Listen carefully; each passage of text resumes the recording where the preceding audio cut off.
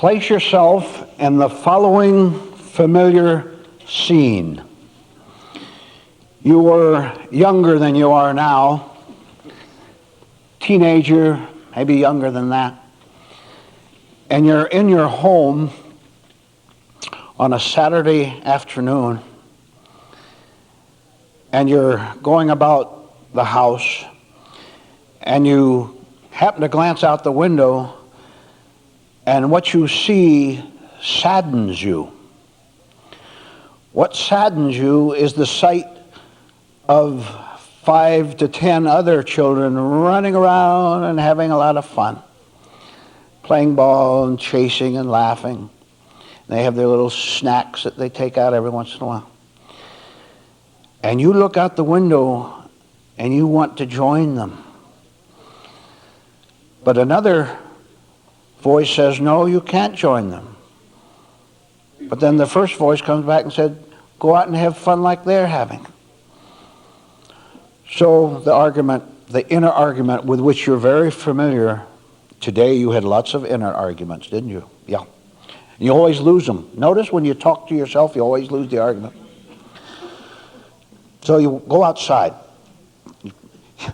You get rid of your temptation by yielding to it. You go outside and join the other kids chasing around, climbing trees and waiting for the ice cream man. And you have your little money in your pocket.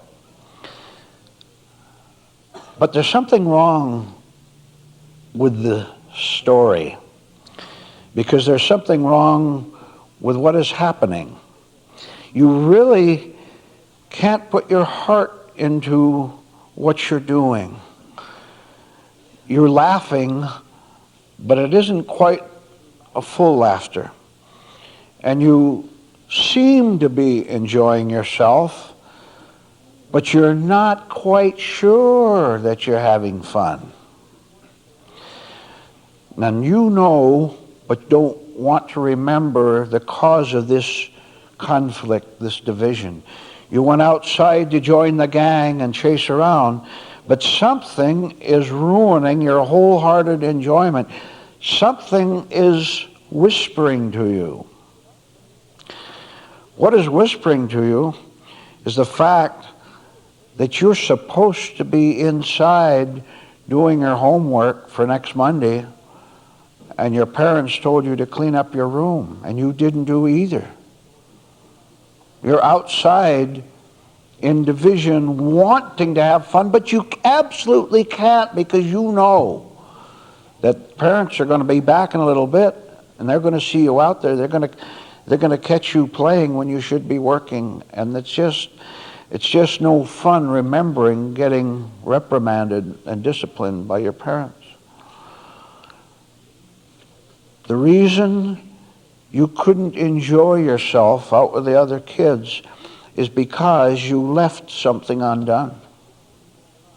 You know, the example I gave you, you've had dozens of times as children. Now you're grown up and the same thing happens. You're home on Saturday afternoon and you're supposed to be writing that letter or making that repair around the house. Instead, you're watching television, planning to go somewhere.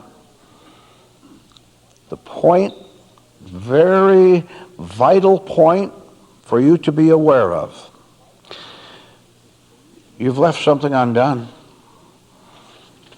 You're chasing around, spending your money away from where you should be, which is trying to find out who you are not, so that what is left, you will know who you are.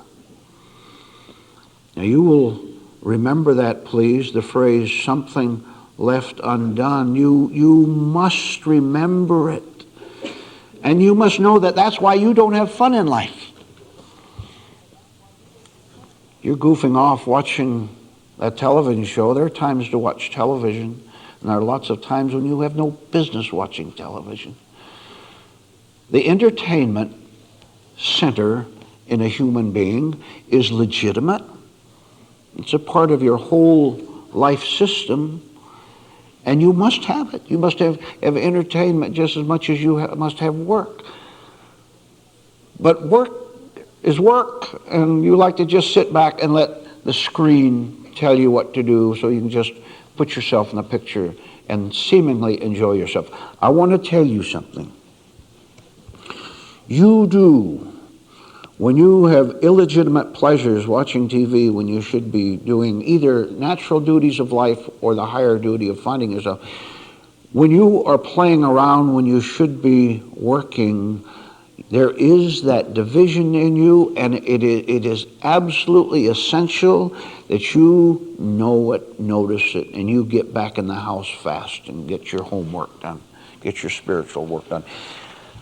If you don't, then you know what you are. You're stuck with yourself.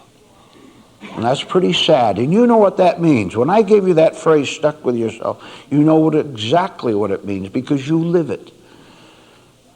There's no real pleasure. There's no real relaxation. If you do your work, spiritual work is now what we're talking about. If you do your spiritual work, you'll be paid for it. You're unpaid because you're not paying attention to duty, to what you're supposed to be doing for yourself as a human being in this life. Oh, do you now make the connection with the fact that you're not doing your work and the fact that you're poor in your level of happiness, that is, and of contentment? Oh, that word contentment. When's the last time you felt it, if ever?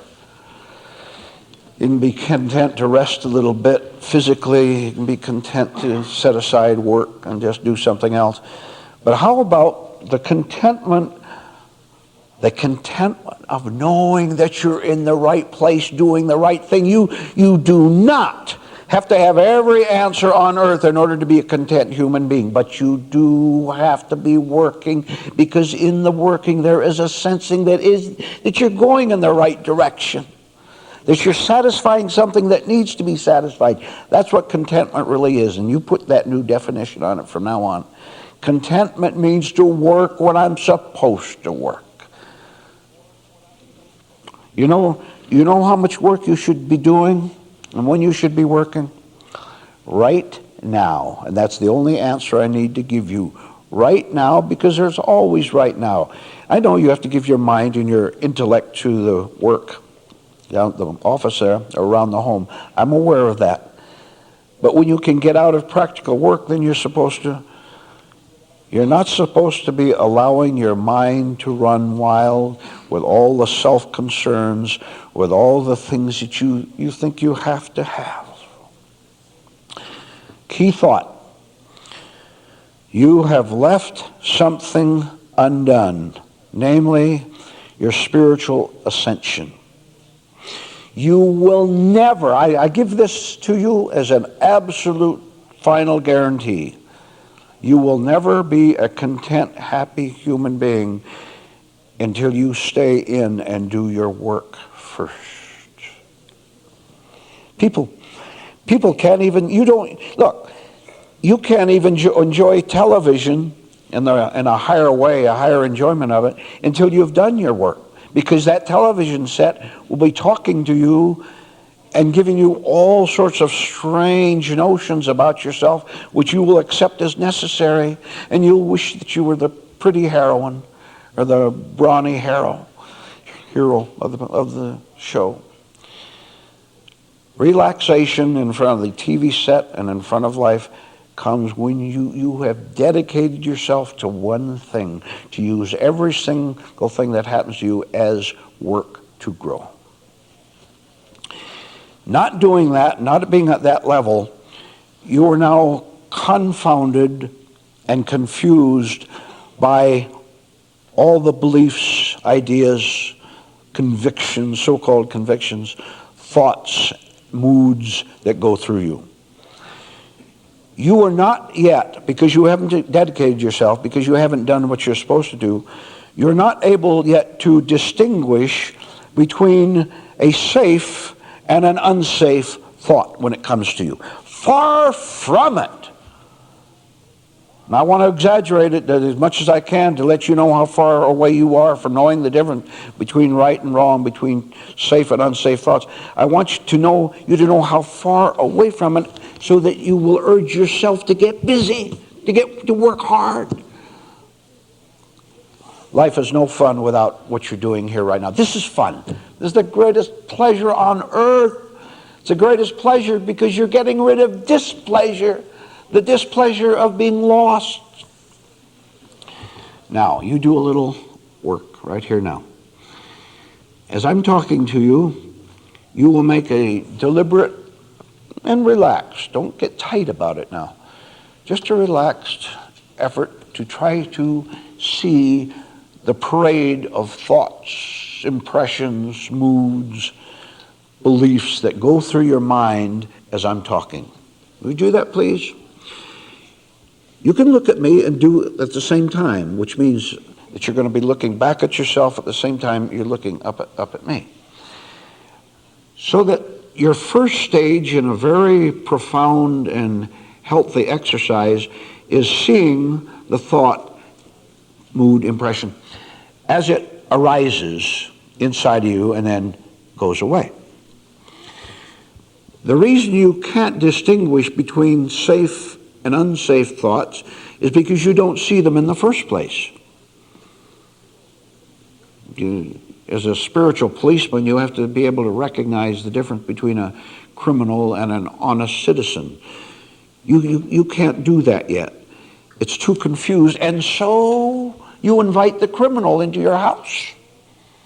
The honest citizen who could help you, you push him away. You've got it exactly backward now, and this is an extremely high point that people, because they don't know the difference between safe and unsafe thoughts, they take in the unsafe ones and reject the safe ones. Here you're learning the difference. So, your first stage is to just sit back and see the mood, the feeling, as it arises. And I'll guarantee you something. If you can catch it clearly, see it come up, you'll know whether it's good or bad for you. You'll know whether it's safe or unsafe. And that is what changes you. That is doing the work that you have to do. Because then the recognition of evil thoughts, that's why we have the term eviler.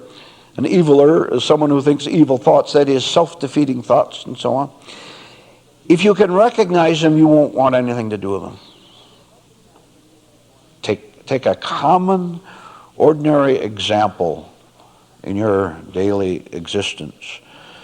You thought at one time, didn't you, something as follows. You thought that alcohol was going to be a good thing. The thought the alcohol is good, you found out it was bad. You thought that getting hot and having your own way in that situation, you thought that was a good thought that came to you, and you followed it, and it betrayed you, and it made you even hotter than before. The point is for you to be conscious that you're not conscious of the difference between good and bad, between healthy and unhealthy. Now please, I ask you all a question. Don't you want to know the difference?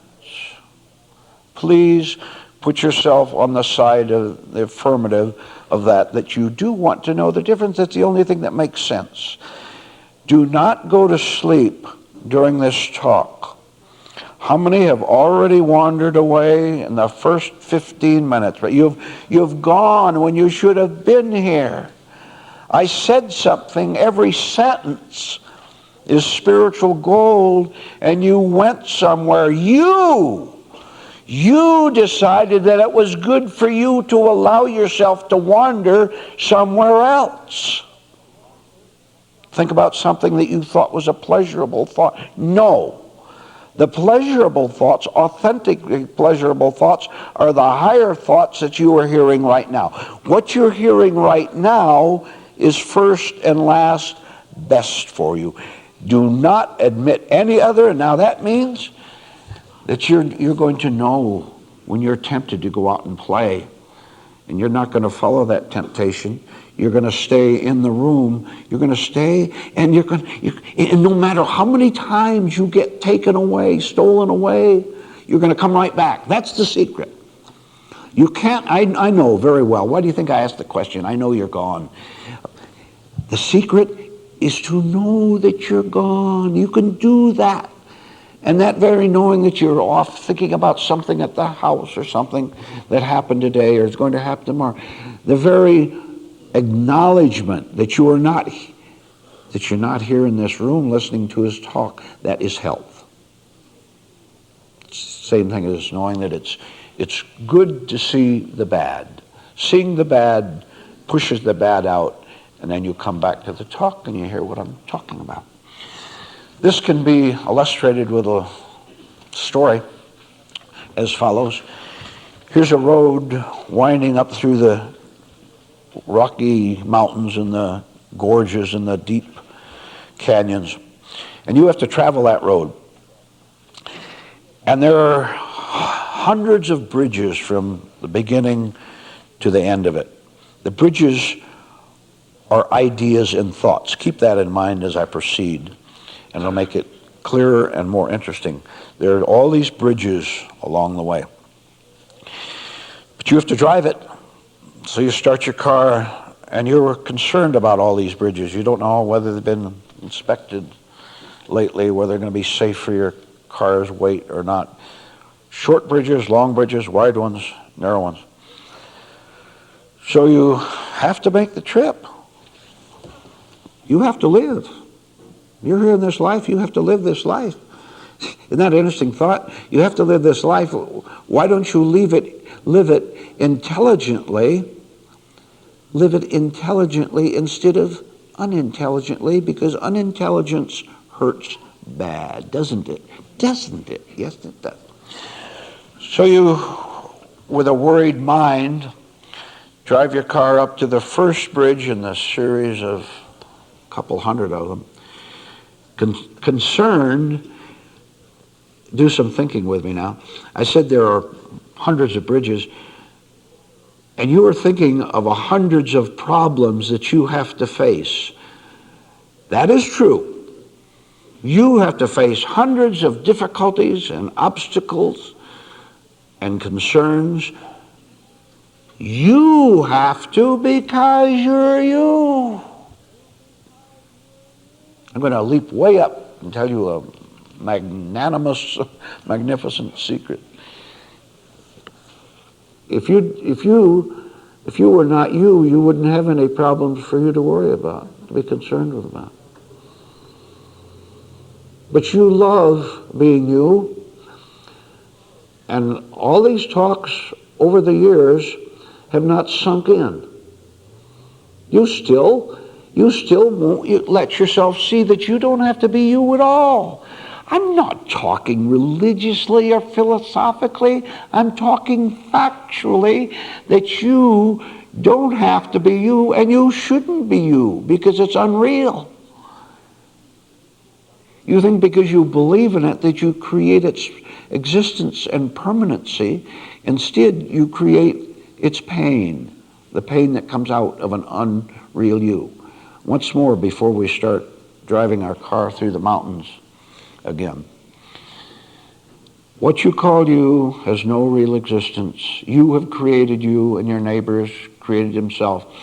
And because there's you and your neighbor, you fight. You quarrel over each other. When both of you, if by one rare miracle, both of you and your neighbor saw that you don't exist as you imagine you do, there'd be no more quarreling. But the world is not going to do that. You have to do it all alone. And that isn't... Did you hear what I said? You have to do it all alone. But the fact in that sentence is that you can do it. You can disbelieve in yourself. Your belief in yourself is what makes you so wretched. I mean, you're so wretched that you've fallen in love with it, and you say, I don't need to change, I don't want to change, and you're not going to change me, because I'm not going to come around to any place where I hear about change. I'm not going to do that. Sure, you can do that. And you'll just suffer. You'll have wasted your life. Okay, let's say the man is driving his car. He has to go through all the hundreds of bridges, which are ideas of all kinds, good and bad ideas. Oh, he doesn't know which bridge is sturdy and solid and which is weak and going to collapse underneath him. But he has to make the trip, so he's going to go ahead with it. So he drives his car, worried at the first bridge that's in front of the road. And he can see it around a corner just a little bit, a couple hundred yards ahead, and he's worried. Just like you are worried of how you're going to think tomorrow to handle tomorrow.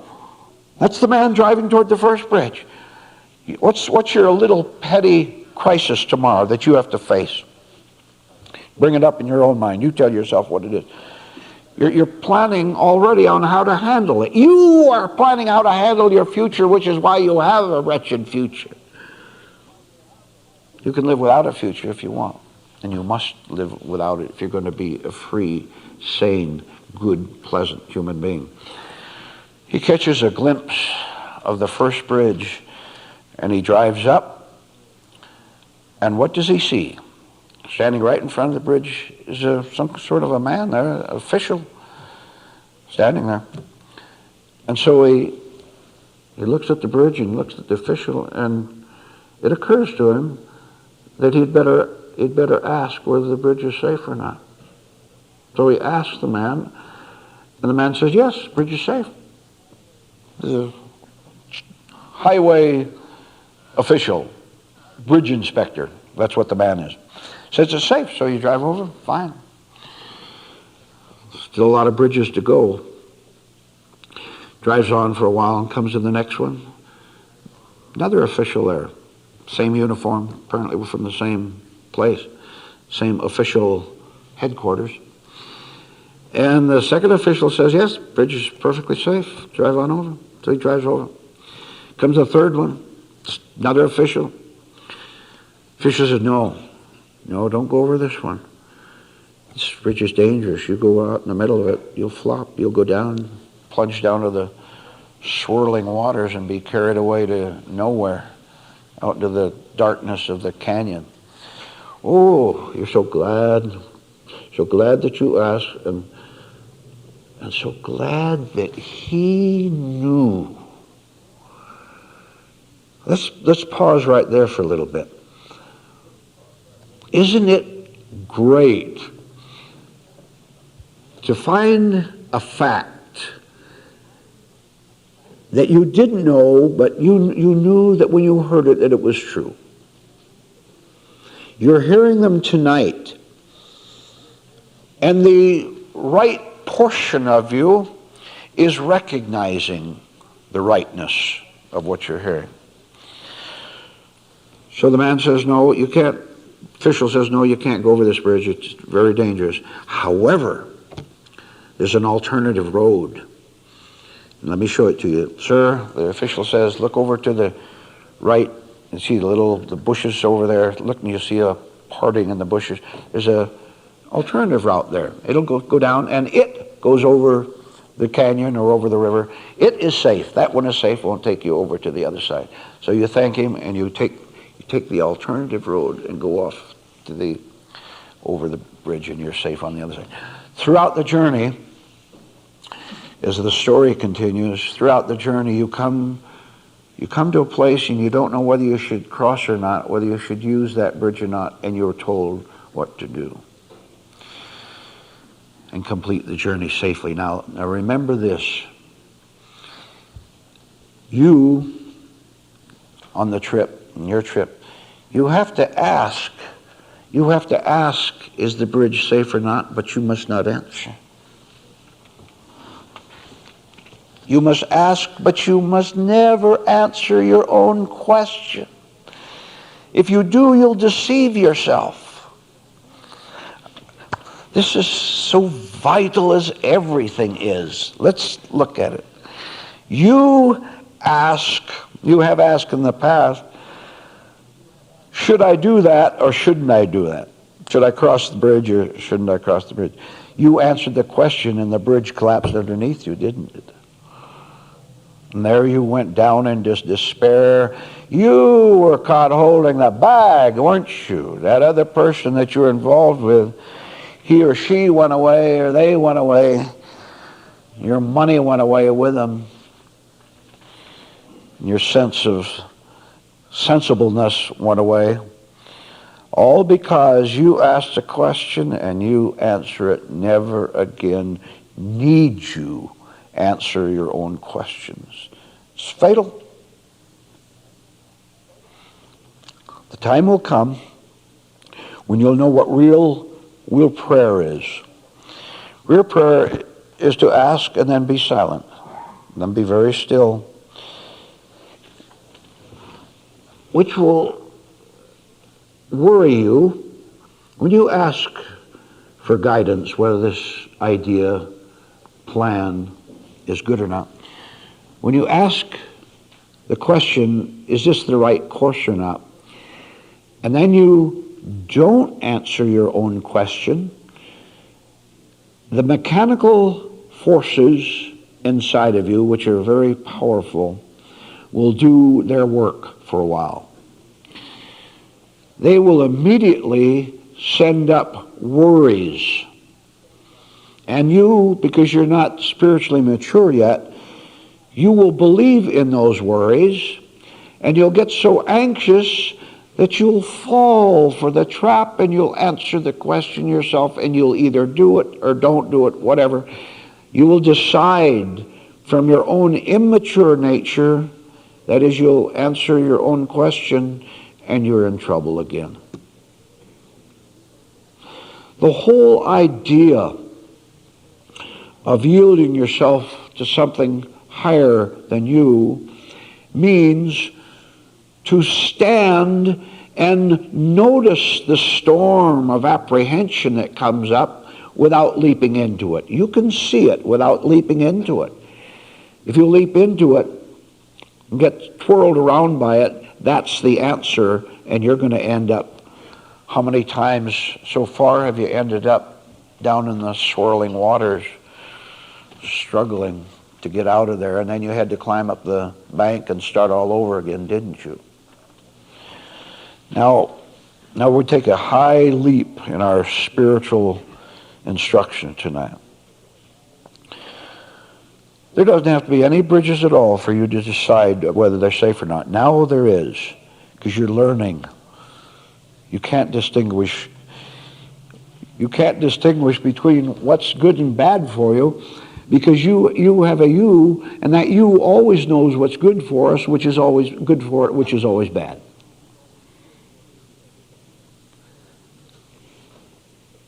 Pure truth, the spirit of health and nobility, doesn't have to decide between good and bad. It is good. When you're good, why do you have to choose between good and bad? There's nothing you can do but be good. When you're really a good person, spiritually healthy person, I tell you, it will be impossible for you to do bad. Oh, it's a long ways off, you know that. It's a lot of hard work ahead. But the goodness becomes so much stronger and stronger as you go along that you can't yield to answering your own question anymore, because you know and you remember from personal experience how you did answer your own questions. You got involved with that man.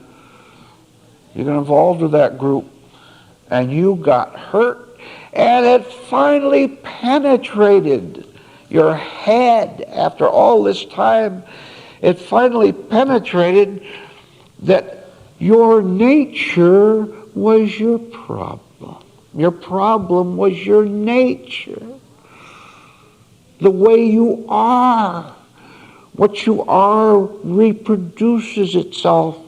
So if you don't want to reproduce badness, then you've got to be good. You've got to be someone who's tired tired of scowling. Now I want to tell you, and I'll tell you very frankly, that there's a lot of scowls in you yet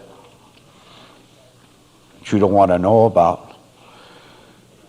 And they are there as a phony, stupid, self-protective device.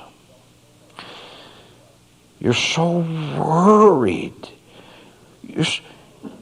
You're so worried to find out that you're unintelligent. And you would rather call yourself intelligent and wise and able to distinguish between safety and danger. You're so worried that the truth might dawn on you and you'll be humiliated. Well, let me tell you, you will be humiliated, and if you refuse that humiliation, you're never, ever in this life going to make it. If you refuse the humiliation, goodbye to you, and you have chosen your fate, your destiny. Oh, better look at that a little more. You resist and reject health. That is, the unhealth in you pushes it away. How can unhealth want anything to do with health? It never does. So it pushes it away. Your inner nature, even though it's growing just a little bit, it can know. You could sit in this room during this talk and catch the adversary in action against you. That is, you could say, you know, that man said that I scowl. I don't scowl. I'm a nice person. I never scowl. It's unmannerly to scowl. But you're doing it here in this room, and you're doing it in the worst possible place you could do it, in a place where truth is trying to save you. Oh, but if you know that you're pushing it away, if you know that you're getting nervous over what you're hearing, that will be the humiliation, because it will expose all of your pretense that you're, what are your favorite images? You name them. I'm a person who's calm. I don't get jittery. I don't get excited. I'm in command of myself. Be as humiliated as you can be and stay there, and you will now suffer in a new way, in the new way being knowing that you're suffering. And when you know that you're suffering, the suffering goes away. Oh, but you don't want your suffering to go away. You know, don't you, that scowling is painful. When you scowl, inner scowling or outer, you scowl mostly inwardly because you want people to think you're nice. You don't scowl outwardly so much, except when they honk the horn at the man and you know he's not going to see you again. When you scowl inwardly, it shakes you, and that shaking gives you a sense of selfhood. It's as plain as this desk, and you still don't see it. You don't understand. Now look. Understanding is the answer.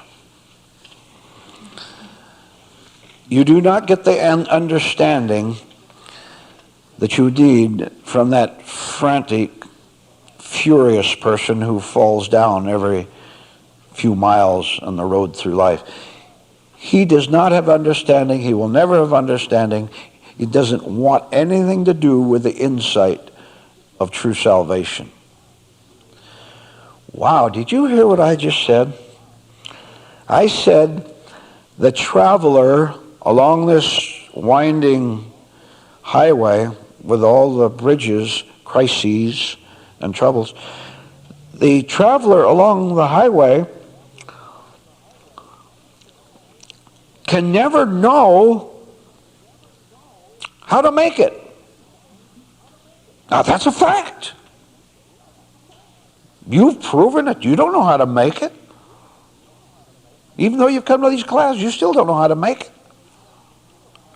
Now, did you remember the story? The official standing beside the road. You asked him, and he told you. Now look,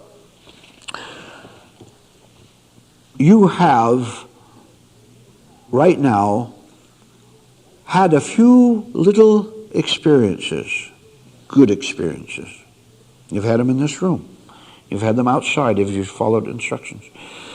You've had experiences in which you can begin to know the difference between a safe and an unsafe bridge, a decision, safe or unsafe decision. You'll begin to know the difference, because in a small way you did go through the humiliation of saying, I don't know whether that bridge is safe or not. I don't know whether I should get involved with that man or not. You've had small experiences in which you did not answer yourself from your desires didn't answer, and your raging passions didn't answer, but you stayed a little bit quiet so that the heavenly official spiritual force could tell you whether that bridge was safe or unsafe. As you continue with your inner work, as you stay in, instead of going out and play illegitimately, as you stay in, you will drive your car along the highway and you'll come to a bridge and the official says safe. Next official says, 2 or 3 officials say safe. Next 2 or 3 say unsafe. Go by the alternative route. That is, instead of by a false idea, go by a truthful idea. That's what the alternative is. Ooh, after driving a couple 100 miles along that million-mile winding road, after a while, something occurs to you, and you're so relieved that it did. What occurs to you? What occurs to you is that you don't have to call yourself intelligent. You don't have to pretend you are. You don't have to pretend you know. It's fantastic. I thought I had to know. No, I have to know that I didn't know. That's it. What's that based on? That's based on very practical experience. This is what spiritual growth is. It occurs to you as follows. Every time Truth, the official, said it's okay to cross this bridge, go ahead. Every single time, hundreds of times he told me it's okay to go, I was safe. He was right. Truth was right. And every time official told me, don't cross that bridge, but here's the alternative. Every time I took the alternative, another idea, another different thought. Every time I took that, I was safe. Ever since I knew enough to ask someone, know that I didn't know. Every time I had the intelligence, budding intelligence, to know that I didn't know, I wanted to ask someone who did know. I can't believe that there would be such a force, such a power on this earth that cared so much for me that it would never lie to me. It only gave me accurate advice. Someone who only gives me accurate and truthful advice and healthy counsel, they must care for me. Oh, you'll be pleasantly dazed for a long time in this stage of your spiritual development, because you're beginning to realize the existence of truth of God. You have allowed God to prove his existence to you. You used your mind properly. And you also realize the reason how you could have gone down and how you did in the past, go down into the canyon and sputter and stammer in the water. You realize why you went down there, because you didn't ask the man at the start of the bridge. You didn't ask him. You knew better. Study, absorb, and let truth prove itself to you By you seeing that every time you want your way, you tumble. But when you wait, and wait for the answer for something outside of yourself, that answer comes to you, and you either go over the bridge or you drop that thought and you take the alternative thought. This, what I've explained to you in this talk tonight, this is what God wants you to do. This is what God wants you to do, and after you do it, you'll see what it really means, what it has always really meant, that there is such a thing as a supreme commander of life that cares for you. No human being cares for you. They're filled with falsehood and deceit. You will always be betrayed. God will never betray you. Let him prove that to you. Good night.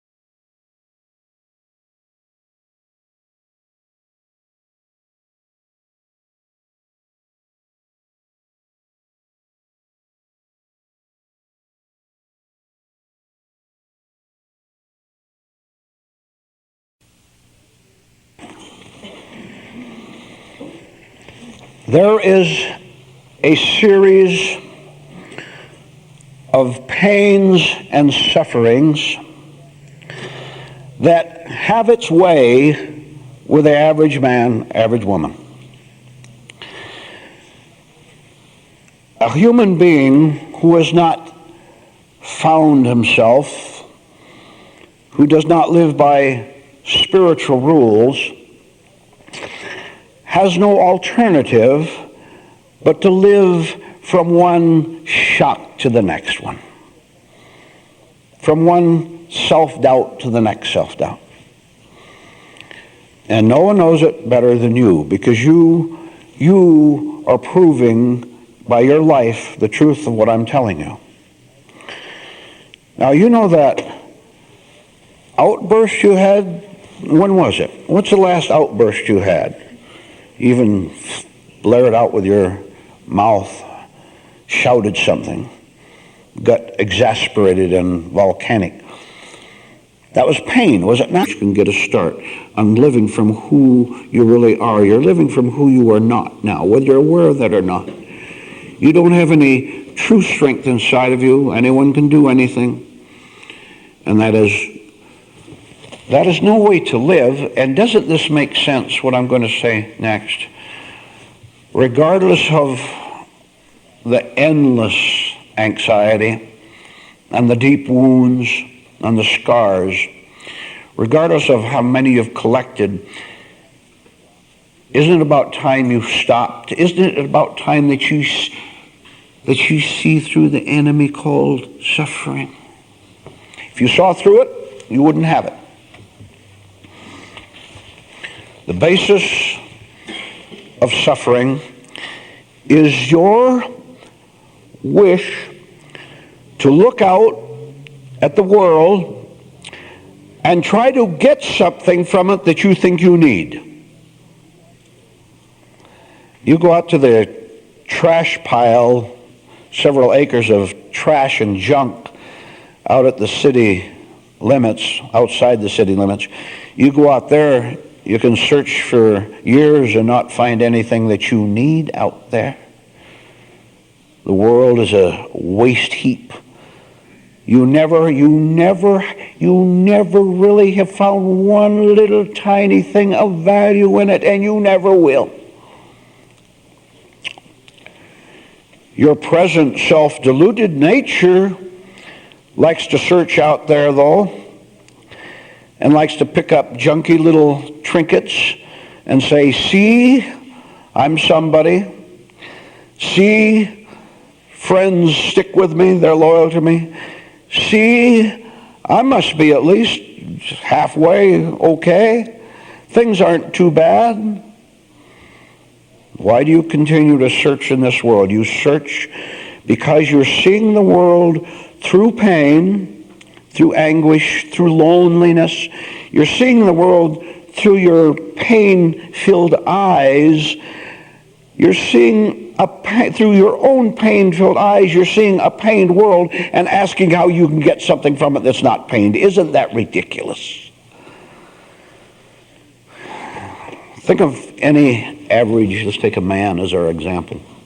Man, any age, he lives in an apartment, and his life isn't too bad. I'm telling you your life story. I'm talking about you now in this story. You're in this story. He lives in this little apartment, and his financial life is okay. He gets a pretty good paycheck every week. Health is good. He has his sports interests. He watches baseball and football on television. That part of his life isn't too bad. It's all right.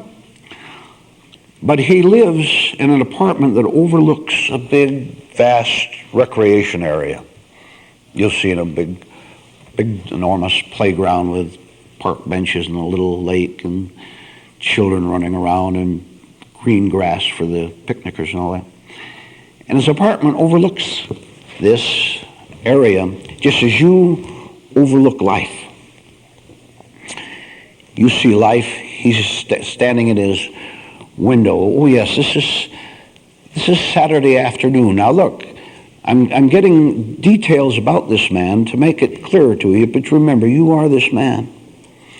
Saturday afternoon, he doesn't like Saturday afternoon.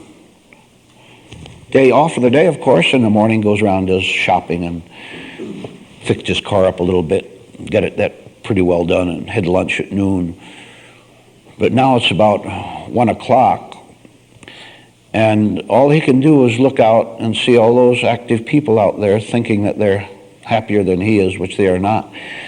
But I want to emphasize the point, which is a little side lesson in itself. Saturday afternoon is especially dreary because he's going to have to live it alone in that apartment. Sure, he's got the television and the radio. He's got his books and his favorite magazines. He's got all that. But he is in that room. His own nature is that room, and he can't stand it any more than you can stand your nature. And then, of course, the sun goes down, 4, 5, 6. Time to go to bed. He doesn't want to go to bed. Too early to go to bed. What's he going to do? He doesn't have a girlfriend. Did have one or two, didn't work out. A state of loneliness without knowing what to do about it is the state of all human beings who have not found God. You're lonely. I'm putting this in a physical scene, atmosphere, so you can understand it better. Saturday afternoon, 1 o'clock, nothing to do. And when you have nothing real to do, let me tell you who starts to torment you, your own mind. But you're not conscious of this, and I urge you, while you're listening to me talk tonight, I urge you to see clearly that I am talking about you and your mental processes, that you are scared and you are lonely. Even though you have a spouse, even though you have a family around you, and you've got exciting things to do tomorrow, you're lonely. Well, of course you're lonely because the only thing you've got is you. I tell you, there's nothing more hellish than to live this life with only you in it. You're supposed to have God in your life. And you haven't, so you're scared. This man in our story, this representative figure in our story, stands at the window on 1 o'clock on Saturday afternoon, and he looks down, and there are hundreds of people of all ages, children and senior citizens, everyone running around looking as if they're having fun. Physical movement entered into unconsciously can often give you the delusion of having fun. And if you don't think so, instead of running out, even doing what you call good things like mowing the lawn, instead of jogging around the neighborhood, you just stay home and sit quietly on the couch and see how nervous you get. Because now you're face to face with the throbbing. You're standing at the window looking out. And his inner nature is as sad, as distorted as his face sometimes gets when he's all alone because there's no one watching him. He looks out the window and his face gets sorrowful. Oh, but I got to tell you, this man is terribly weak. He has no spiritual intelligence. All he has is pain and yearning for something different. And the hope that maybe if he goes out there with those hundreds of people chasing around, having food and pitching horseshoes, swimming in the lake, he thinks maybe if he goes out there, that somehow it'll drive the pain away. He might even meet a pretty girl out there. He goes out there, and so you understand the story better, what we're getting at. He goes out, closes the window, goes on out the door, and he goes out into the park and starts wandering around. You know what he's doing? The window. There's only a few people left. And even they are picking up their baskets and getting the kids together and walking away. And pretty soon, he knows that he won't be able to distract himself from his sorrow by looking out the window and just gazing idly around, looking for some little excitement. He won't even be able to do that because now it's dark and he's trapped in his own apartment with himself. Now is his chance. And if you don't reach that state, you'll never have a chance. You must reach it. No.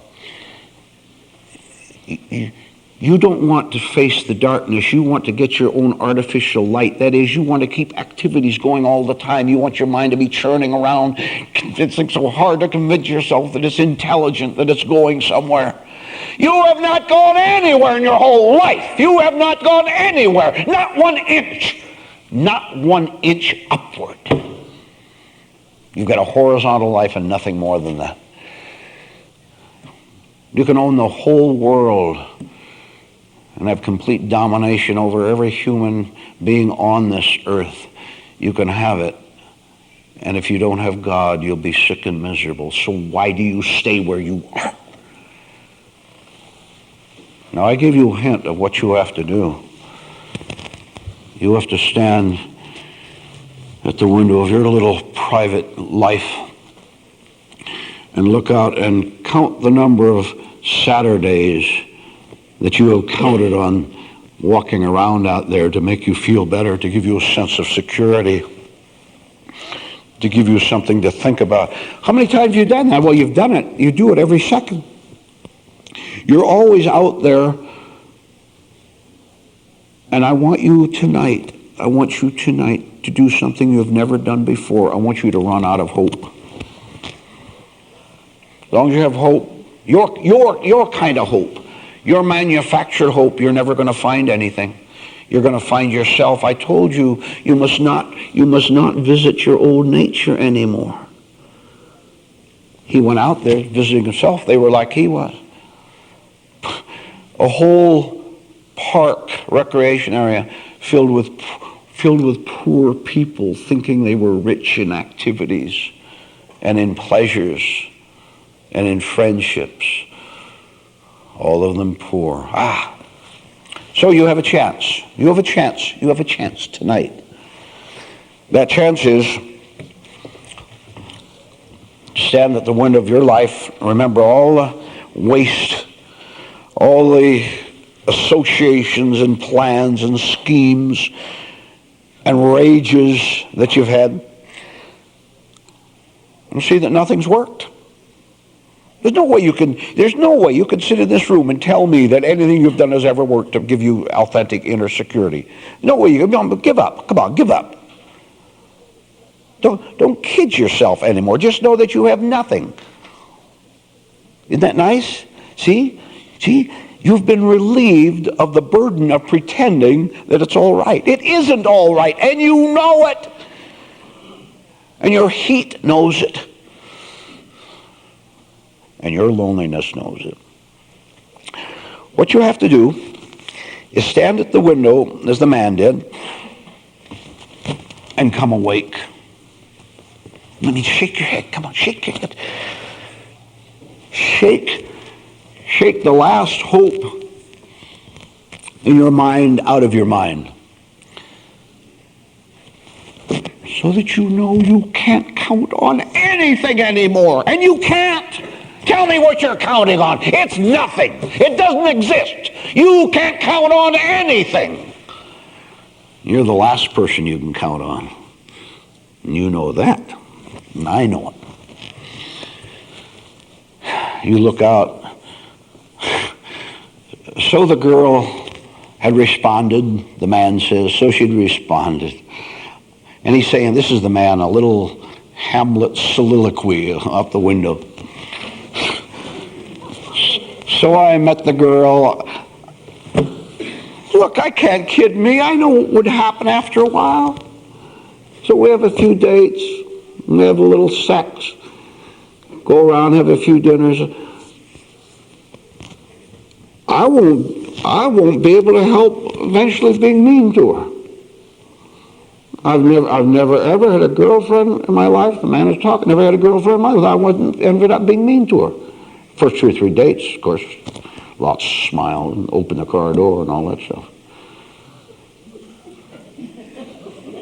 So the girl is out of the way. That's a big gain, girls. I'm sorry about all this.